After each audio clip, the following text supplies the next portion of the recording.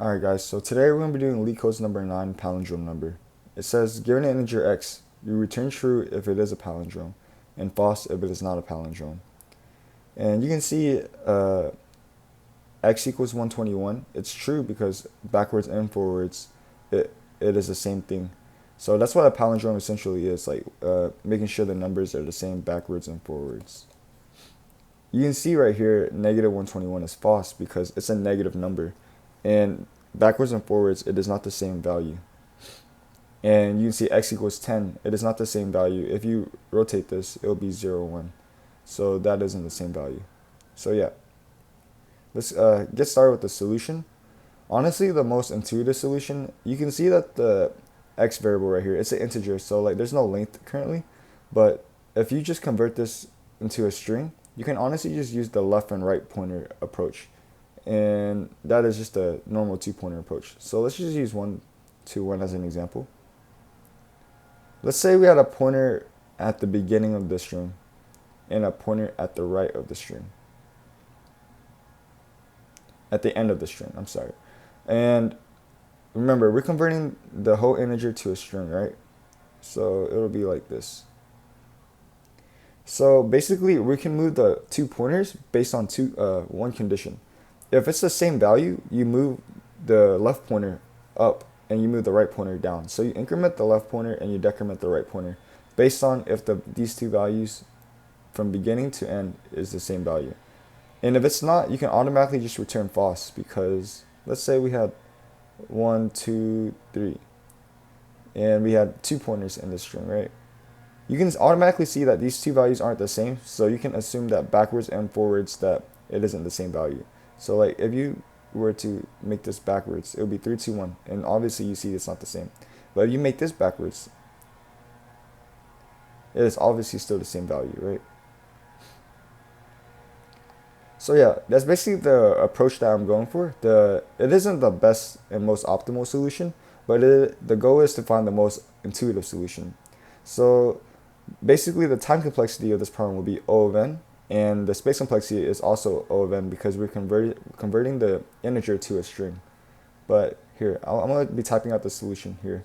So we're going to make a string. We're just going to call it s, and we're going to use the str function, which is a Python built-in function to convert anything to a string, which is usually done with integers.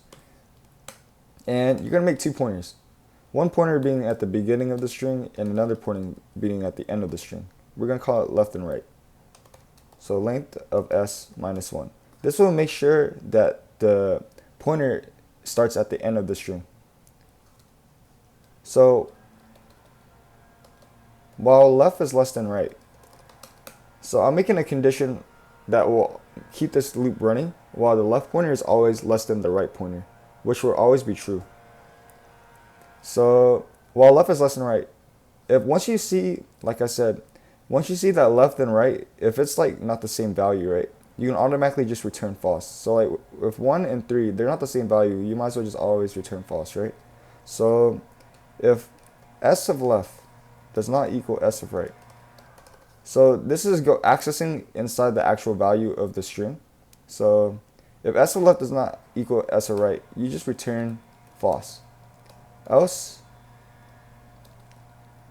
they are the same value. This is very weird indenting. Let me fix that real quick. Else they are the same value. You just return. Actually, you don't return true. I'm sorry about that. You're going to return true outside of the loop, but you're going to increment the left pointer and decrement the right pointer. Let me fix this indenting. And outside of this, all you have to do is just return true. So yeah, like I said, once you see that left and right isn't the same, you just return false. And there's going to be a point in time where left can also be in the same position as right, just such as the left and right pointer of 1, 2, 1.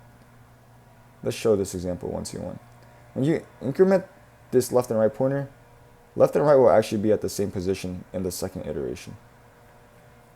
So this loop will still be true. So let's run this. Unindent, unmatched outer indents. Yeah, let's see.